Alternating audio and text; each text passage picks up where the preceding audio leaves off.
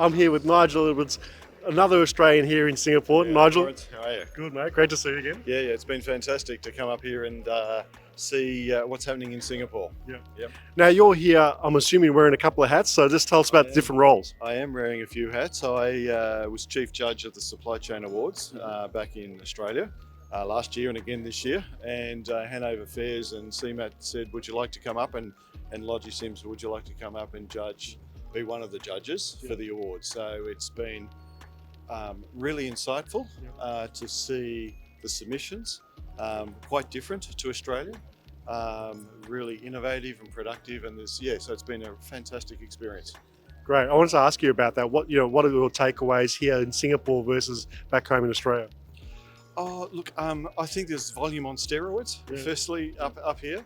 The problems are very similar. We still talk about issues around particularly around cold chain for supply for temperature excursions and things like that.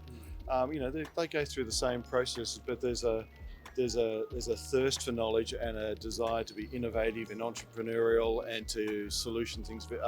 I think at a much faster pace here.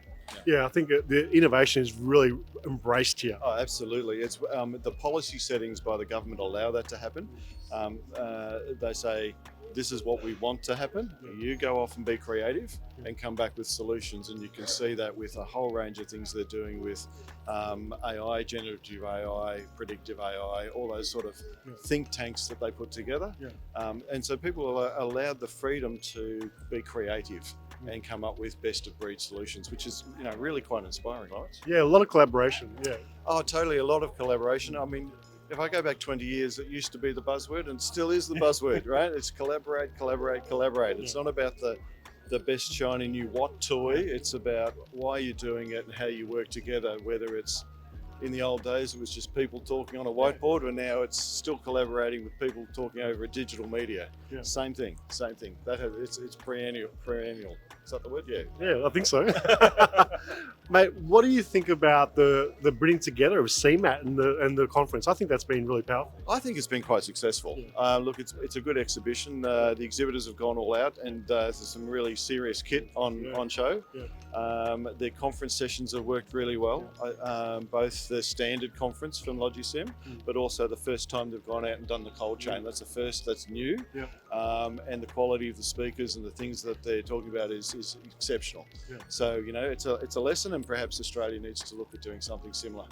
Yeah, I agree. I think there's a way of bringing people together. Unfortunately, Australia, as we've discussed before, is sort of so far out of the other regions that it's hard to drag a lot of people in. But here, there's people from not just APAC, but globally, right across Europe, US, here.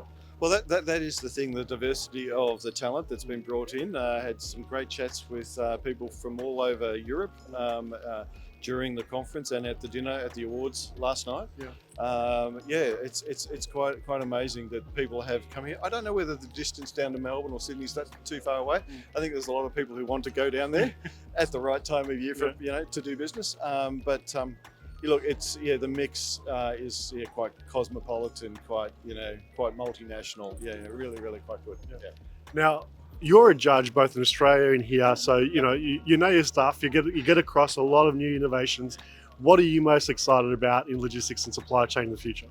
Look, I tell you what, I'm excited by what I learned for AI. I think that we're a bit slow off the mark, so there's some things here happening that were really exciting, as to take out some of the thinking and to use AI as a tool set. We're still learning, but the speed of that change is happening. There's drone tech, which is not here, but it was talked about on a few occasions. There's some really clever stuff with modelling, to predictive modelling. There's one talk yesterday, blew me out of the water. So the best modelling of digital twin work that I'd seen in a long time. So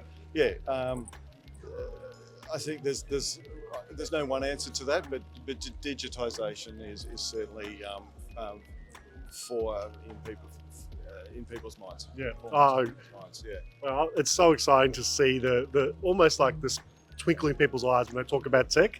And honestly, when I ask you that question, and you can see so many people just imagine possibilities like that whole saying. Yeah, it is. Look, there is always a focus on tech, and it's really important. but I think there's still some underlying core principles, fundamentals on process mapping and the why people should do things. There's still, and that's across whether it's here or in Australia. Those things are still really, really important to remember, and that will then and change management, the people side of things. Once those things, the tech will sort itself out. It'll become evident as to what tech solution is best suited to solve your problem. Right.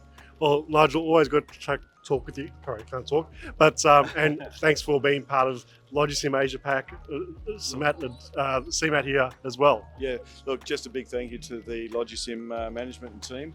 Been very accommodating hosts. I've absolutely enjoyed my 3 days here.